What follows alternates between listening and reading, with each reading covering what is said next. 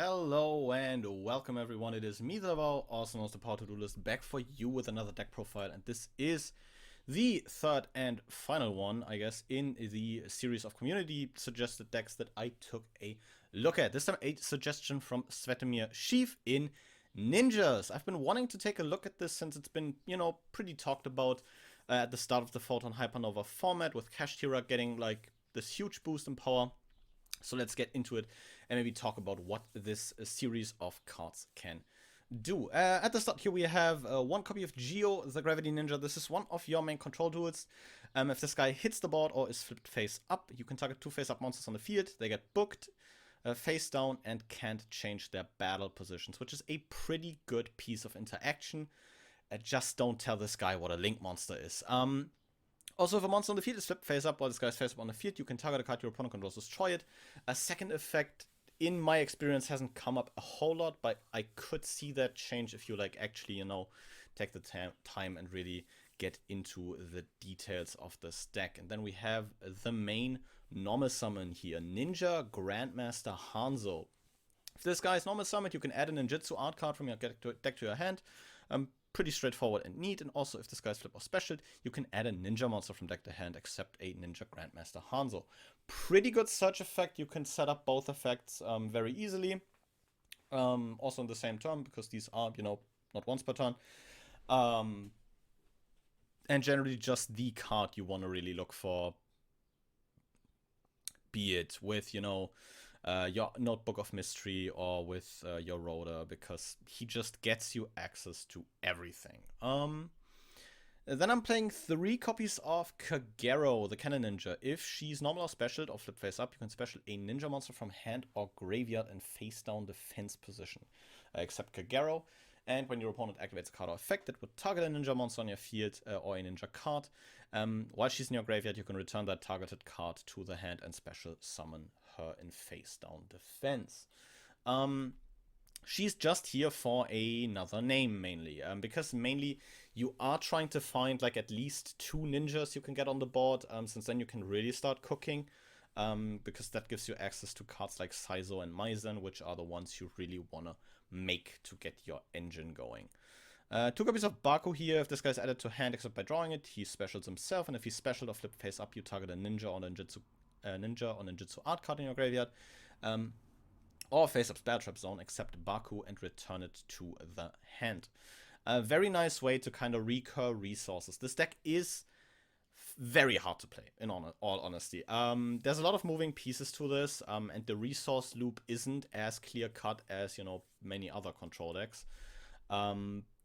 You mainly try to manage your resources on a bit by bit basis, and kind of try to survive and continuously go +1 off of your Notebook of Mystery. 3 Ash, 3 Ogre here. These can be swapped out for whatever staples you really like in that format. 1 Green Ninja here. If a monster special to your field, except during the damage step, you can target one of them, special summon this guy from your hand, and change the target to face down defense. If this guy is sent from hand or field to grave, you can target a monster on the field, change it to face up attack or face down defense position. Just a neat extender to potentially grab. Has a neat book effect if you send this guy for a Contact Fusion or a Saizo to the graveyard, which can set up some neat disruptions. But generally, this is just a one-off extender. I think this is fine at 1. You can maybe run a second one, but I wouldn't really, bother with it. Then we have 3 copies of Mitsu, the Insect Ninja. She can special summon herself from the hand if you control a ninja card or a face-down defense position monster. And when your opponent activates a monster effect, you can quick effect target a face-down defense position monster you control, flip it face up. And if the face up, if the initially face-down monster was a ninja monster, you negate the effect. Pretty good piece of interaction. You can also set her up really easily, since most of your cards tend to set your ninjas. So if you get her onto the board in one of the many ways you have, either by her own effect or with a Maizen, and then you set a ninja from deck with a Notebook Art of Mystery, you can very easily, just disrupt your opponent that way, which is pretty sick. Also makes for a good extender to, go into Maizen or Saizo turn 1. Then we have 3 copies of Tobari, the Sky Ninja here. This guy can't be destroyed by battle or card effect the turn he was special summoned or flip face up. and you are limited to each of the following effects once per turn. You can either send him to the graveyard to special a ninja from hand and face up or face down defense, and during your opponent's main or battle phase, you can quick effect fusion summon a ninja fusion monster from your extra deck using monsters from your hand or field as material. One of your better summons of Maizen, in general, to give you, that quick fusion option on your opponent's turn to disrupt their plays with a Yaguramaru. Pretty sick card overall. We're playing a couple warriors, so Rotor's never wrong. And then I am opting for 3 Book of Moon in the main deck. I was planning on maybe looking at Book of Lunar Eclipse in this deck, but I think Lunar Eclipse overall is way too costly to really make that work in this deck, because you're really tight on resources in a lot of cases if you don't really open optimally. But more on that, I guess, later. We have a Caught by the Grave here against hand traps, and then we move on to a very crazy card, a Ninjitsu Art Notebook of Mystery. If your opponent controls a card, you can set up to 1 ninja monster and up to 1 Ninjitsu spell trap, except, another Notebook of Mystery. These cards can come from your deck and or graveyard, but only 1 can come from each. So you are able to, consistently recycle cards from the graveyard with this, and also set new resources from the deck, which is very crazy in setting up your plays. Sadly only live on a turn 2, but hey, you can't have everything, but this card's still absolutely crazy, and you want to try and, resolve this every single turn. I'm opting to play 2 Iron Diggers. You can definitely cut this down to 1. I think that's perfectly reasonable. Is an equipped spell. The equipped monster gains 500 and is treated as a ninja monster. This is, I think, a very underappreciated aspect of this card. I've ran into a situation where I literally had to normal summon a Ghost Ogre, equip it with this, and then was able to get my engine going because I had a second ninja on the board. Yeah, you're really desperate for that. But the second effects of Iron Digger are also pretty neat. You can banish a ninja monster from your graveyard and then target a card on the field to destroy it, which is very nice. Spot removal is kind of cute. And if this is sent from the field to the graveyard, you can target one of your banished ninjas and either add it to your hand or special summon it in face down defense. So this does, technically replace itself, which is pretty neat, especially if you, use the spot removal effect and then fuse the equipped monster off or link it off. You just get a body back, which is pretty nice to keep you up on resources and keep you going that way. And then something I haven't seen in a whole lot of lists on this deck, the field spell, Hidden Village of Ninjitsu Arts. If a ninja monster is summoned to your field, you can target a ninja monster or ninjitsu art card in your graveyard and add it to your hand, but you can't activate, effects of cards with the same name for the rest of the turn. And if a ninja monster or ninjitsu art cards you control would be destroyed by battle or your opponent's card effects, you can banish a ninja monster from your graveyard instead. I do get that the restriction on this is very rough, but being able to recycle, a Saizo or a Maizen for your turn again when you go to fuse for the next monster, or just grab a Hanzo back to hand, is pretty neat, honestly. And the additional protection has also, come in kind of clutch in some cases. So I think running this at 1 is pretty cute to maybe grab this in a pinch.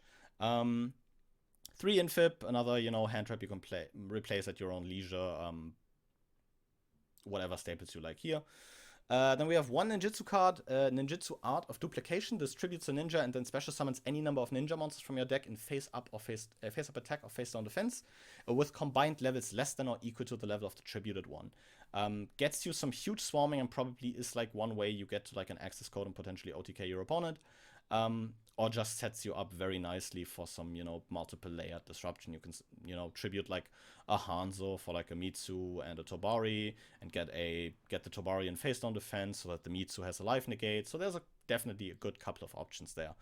Then we have a Ninjitsu Art of Dancing Leaves. You activate this card by targeting a ninja or a face down defense position monster on the field. Note, this face down defense position monster does not need to be on your field, so you can book one of your opponent's monsters, tribute it off with a Dancing Leaves, which is pretty sick. And then you special summon a ninja monster from your deck. And when this card leaves the field, you send that monster to the graveyard.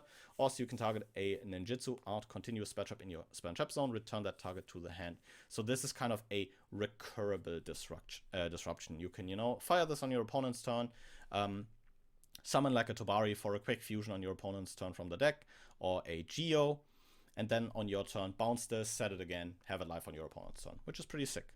For the extra deck, we're playing a an ultimate great insect. This is something you can, funnily enough, actually set up. Mitsu has over 2000 defense and is an insect monster. So if you equip her with an Iron Digger, you could just summon this. You'd usually not get, the effect life since you need a field spell for that. But I think especially for that, the field spell does come in really clutch. I have yet to, find a situation where this thing actually comes in clutch. But the option of having a board wipe that is 3k to make in this deck is very appreciated, because this deck sometimes really struggles to, deal with big idiots. Then we have 2 Maizen the Battle Ninja. Takes 2 different ninja monsters with different types, and has to be either fusion summoned or special summoned from the extra deck by tributing the above cards you control. Your ninja monsters can attack directly. This is basically your win con. You are in a lot of games just poking in for direct damage and trying to win that way. While you're, staying alive. And also, while you control the face down defense position monster, your opponent's monster cannot target this card for attacks. And when your opponent activates a card or effect, you can quick effect summon a ninja from deck in face up or face down defense position.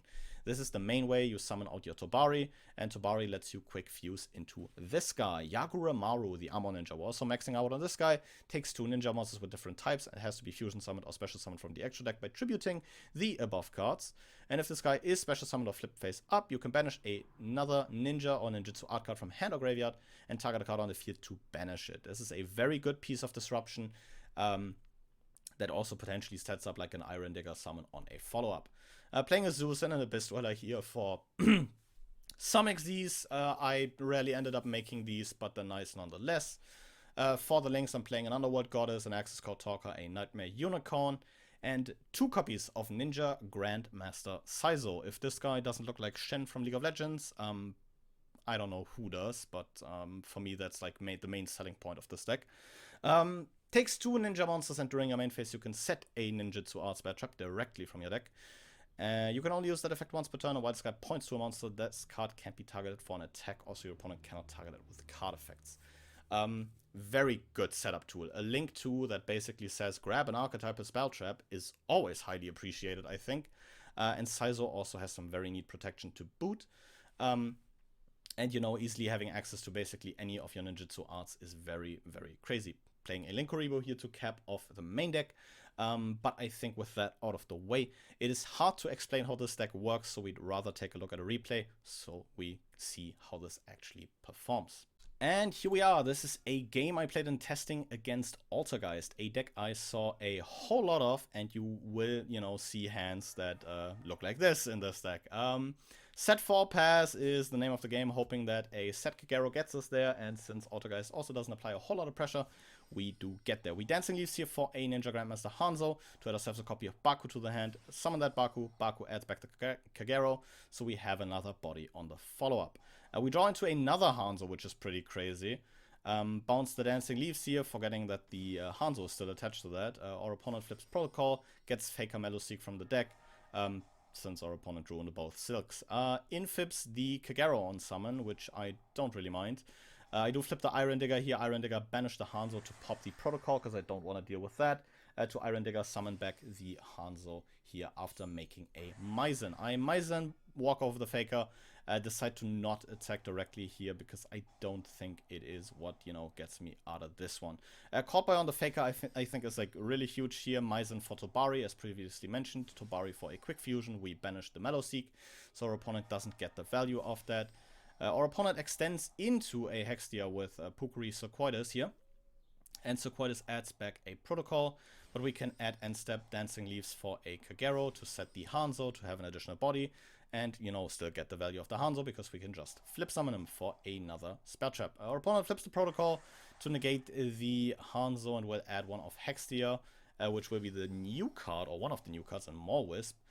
We do have a Ghost Ogre for that in hand, though, grabbing back Circuitus. But without a second Altergeist on the field, there's not a whole lot this does. We Saizo here for a Mystery. We Hanzo for the Hidden Village, in which case we get Drolled. Go for Iron Digger, pop the Protocol. I really want to keep this Protocol off the board because it's what's mainly, disrupting me from really taking off here. Our opponent draws into Prosperity, which is a pretty good one. Finds a Faker off the top, which is live by now. I don't know what. It's the Meadowseek. The Meadowseek is the thing our opponent will pick up. Here we go. Dancing Leaves here, tributing off the Hanzo for a Tobari, triggering the Ninjutsu Village, triggering the Iron Digger, and also chaining the Tobari to get this Meadowseek off the board in an instant. Our opponent sets one, passes turn here. We do know that's the protocol. I do flip the Ninja Notebook of Mystery. I forget to flip that in my opponent's end phase.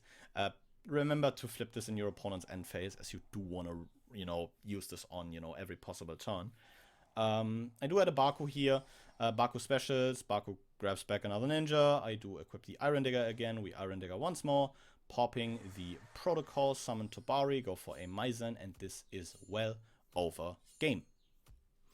This was a game one that I think definitely shows that the openers of this deck can be a bit wacky, but once you start getting, into this loop of continuously like resolving stuff like a Notebook of Mystery, Hanzo, you do acquire a lot of resources over a good couple of turns and are able to kind of just grind out games really well. We'll take a look at a second game where that maybe doesn't go as well. It's been a hot minute since I've looked at these replay, I gotta be honest with you, but we go standby main here. Our opponent is going first. This is definitely not where we want to be against a deck like Altergeist. Ash on the Prosperity, I felt like that was good. Our opponent sets a card, which is a Solemn Judgment, which is quite the bummer to trigger that Multifaker in their hand. Summons Circuitous from the deck. We do have a second Mitsu here in hand, so I don't mind the summon of the Faker and the Silk here a whole lot. Our opponent goes for the Marionetta, to which we do chain the Mitsu to try and negate that. But our opponent Silks here to bounce our face down Geo. Activates the Haunted Rock here to grab back a Faker. Faker effect summons another Altergeist monster from the deck. I tried to book the Meadowseek here in the hopes of that doing a whole lot, but the new support kind of turned Altergeist into a combo deck. So our opponent just makes Prime Banshee, tributes off the face down, makes a Hextia, makes the new big link for Adminia, which is honestly a pretty cool card, I gotta admit. Adds a couple cards here of the Hextia and Meadowseek hitting the graveyard, punches over the Mitsu with the Adminia, and from here we are in a very rough position. Opponent just goes, Manifestation for the Hextia, chains the Faker in hand. On the summon of the Hanzo, our opponent will flip a protocol, which I think will spell all the mice here, since the Mole Wisp in hand gaps back another body, which already puts enough bodies on the board for a second copy of Adminia, which is pretty impressive. Turns all monsters to attack, summons a Marionetta here, sets another protocol, goes to combat, and finishes this game. If you're wondering where the third game went, I either lost it or forgot it, but I got evenly matched. So that was fun. But I think with that out of the way, we'll take a second look at this deck and kind of give some closing thoughts. Overall, what are my thoughts on ninjas? Honestly, a really fun deck. This was a lot of fun to pilot, a lot of fun to kind of, learn, because it actually has like a pretty steep learning curve to it. The pieces aren't necessarily obvious about what you, want to do with them and what they do. All I can tell you is you make a banish each turn on your opponent's turn with Tobari. There definitely is a good, bit of learning to correctly, managing your resources and using the right cards at the right time. I feel like if you're, into very non-linear control style decks, this is just about as good as it can be. This feels very competent, since you do have a lot of flex slots and can kind of gear those 12 slots to whatever format you will be playing in. However, as you saw that first game, some openers are incredibly rough. And if you really don't find like a way to get at least 2 ninjas on the board, you will be in for a whole lot of trouble. Which, I've talked about this with Svetomir in the comments. A card that I would recommend if you're really looking to pilot this, Prosperity. Just helps you get individual pieces into your grip. when you need them, I think you can easily shave like an Iron Digger, a Hidden Village, and then like maybe a Kagero to include 3 Prosperity in this deck, and have just so much more options in terms of how you set up your plays and how you set up your boards, and also how you get to important cards. Because this deck does have a couple key cards, like Hanzo, you really do want to get to rather easily. But overall, even with this build, without Prosperity, still an incredibly fun deck that I can only recommend, honestly. Really sick suggestion from Svetomir there. A huge thank you for that. Overall, yeah, let me know what you thought of this down in the comments below. And with that out of the way, I will thank you guys very much for watching and see you guys again next time. But until then, goodbye.